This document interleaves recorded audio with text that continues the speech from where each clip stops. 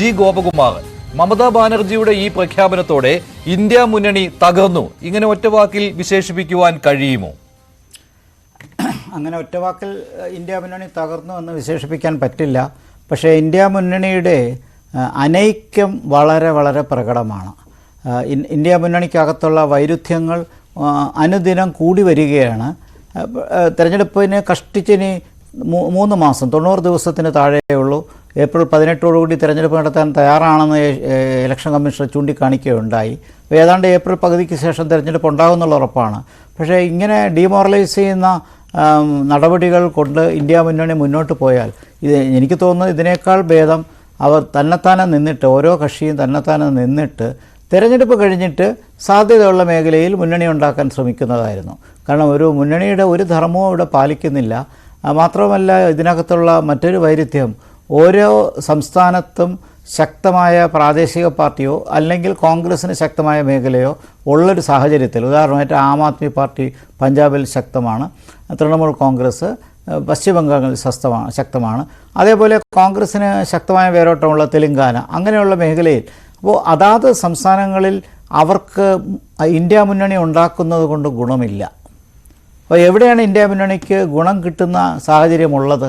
കാരണം കോൺഗ്രസ്സിന് ഇല്ലെങ്കിലും തെലുങ്കാനയിൽ അഡ്വാൻറ്റേജ് ഉണ്ട്, മറ്റ് പല സ്ഥലങ്ങളിലും ഇല്ല. പശ്ചിമ ബംഗാളിൽ തൃണമൂൽ കോൺഗ്രസ്സിന് അഡ്വാൻറ്റേജ് ഉണ്ട്, മറ്റാർക്കുമില്ല. അപ്പോൾ അവിടെ 2 സീറ്റേ കോൺഗ്രസ്സിന് കൊടുക്കാൻ പറ്റുള്ളൂ എന്ന് പറയുമ്പോൾ CPM അതിൻ്റെ ഭാഗമാകുന്നില്ല. അപ്പോൾ ചുരുക്കത്തിൽ ഒത്തിരി വൈരുദ്ധ്യങ്ങളുടെ മധ്യത്തിൽ ഇത് പ്രതീക്ഷിച്ച ഒരു കാര്യം തന്നെയല്ലേ? ഇന്ത്യ മുന്നണിയിൽ ഏത് വിട്ടുവീഴ്ചയ്ക്കും പാർട്ടികൾ തയ്യാറാകും എന്നൊക്കെ പ്രഖ്യാപനം തുടക്കത്തിലൊക്കെ ഉണ്ടായിരുന്നുവെങ്കിലും കോൺഗ്രസിന്റെ ആ പരാജയത്തിന് ശേഷം, നിയമസഭാ തെരഞ്ഞെടുപ്പുകളിൽ പരാജയപ്പെട്ടതിന് ശേഷം കളി മാറുകയല്ലേ മൊത്തത്തിൽ ഉണ്ടായത്? ഇവിടെ തന്നെ നോക്കുകയാണെങ്കിൽ ഇപ്പോൾ 42 സീറ്റിലും ഒറ്റയ്ക്ക് മത്സരിച്ചുകൊണ്ട് BJPയെ തോൽപ്പിക്കാൻ ഞങ്ങൾക്കാവും എന്ന ആത്മവിശ്വാസം മമത പ്രകടിപ്പിക്കുമ്പോൾ, അപ്പോൾ അവിടെ ഈ BJPക്ക് കൂടുതൽ സീറ്റുകൾ കിട്ടുവാനുള്ള സാധ്യത കുറവാണ് പശ്ചിമ ബംഗാളിൽ ഇപ്പോഴത്തെ സാഹചര്യത്തിൽ.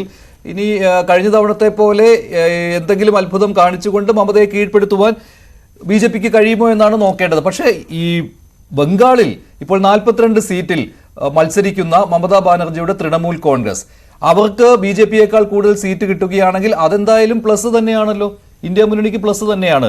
അപ്പോൾ കോൺഗ്രസുമായിട്ട് സഖ്യം ഉണ്ടാക്കാതെ തന്നെ അവിടെ ഒരു പ്ലസ് പോയിന്റ് മമതാ ബാനർജിക്ക് കിട്ടുകയാണെങ്കിൽ അവസാനം ഈ മന്ത്രിസഭാ രൂപീകരണത്തിലേക്ക് വരികയാണെങ്കിൽ അത് ഇന്ത്യ മുന്നണിക്ക് അനുകൂലമായ ഘടകം തന്നെയാണ്. ഇതാണ് ഞാൻ തുടക്കത്തിൽ ചൂണ്ടിക്കാണിച്ചത്. ഒരു പോസ്റ്റ് എലക്ഷൻ അലയൻസ് ആയിരുന്നു ഇതിനേക്കാൾ ഭേദം. 2004 അങ്ങനെയല്ലേ വന്നത്? യാദൃച്ഛമായിട്ടാണെങ്കിലും ഇലക്ഷൻ കഴിഞ്ഞതിന് ശേഷമല്ലേ ആ മുന്നണി ശക്തമായത്. അതിനുമുമ്പ് UPA എന്നുള്ളത് ശക്തമായിരുന്നില്ല.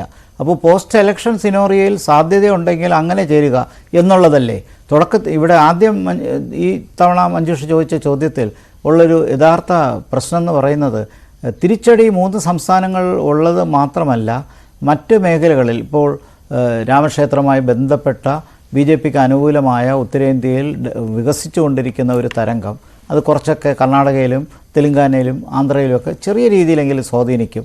അങ്ങനെയുള്ളൊരു സാഹചര്യം നിൽക്കുന്ന ഒരു സമയത്ത് അനൈക്യം കളഞ്ഞിട്ട് സകുടഞ്ഞ് എഴുന്നേറ്റ് എല്ലാ പ്രതിപക്ഷ കക്ഷികളും ഒന്നിച്ചു നിൽക്കേണ്ട ഒരു സാഹചര്യമായിരുന്നു. 1977 ഇന്ദിരാഗാന്ധിയെ തോൽപ്പിക്കാൻ എല്ലാ വൈരുദ്ധ്യങ്ങളും മറന്ന് അന്നത്തെ ജനസംഘവും സ്വതന്ത്ര പാർട്ടിയും കമ്മ്യൂണിസ്റ്റ് പാർട്ടിയും എല്ലാം ഒന്നിച്ച് അങ്ങനെ ഒരു ആവേശം ഇപ്പോൾ കാണുന്നില്ല. അതുകൊണ്ട് തന്നെ വോട്ടേഴ്സിൻ്റെ ഇടയിൽ ഇന്ത്യ മുന്നണിക്ക് ഒരു ഫ്യൂച്ചർ ഉള്ളതായി തോന്നില്ല. കാരണം ഇത്തരത്തിലുള്ളൊരു സാഹചര്യമായതുകൊണ്ട് BJP വിരോധം എന്നുള്ളതിനപ്പുറം ഒരു ഭരണത്തിന് വേണ്ടിയുള്ള ഒരു യഥാർത്ഥ മുന്നണി സൃഷ്ടിക്കുകയാണ്, അതിനുവേണ്ടിയുള്ള ലീഡർഷിപ്പ്.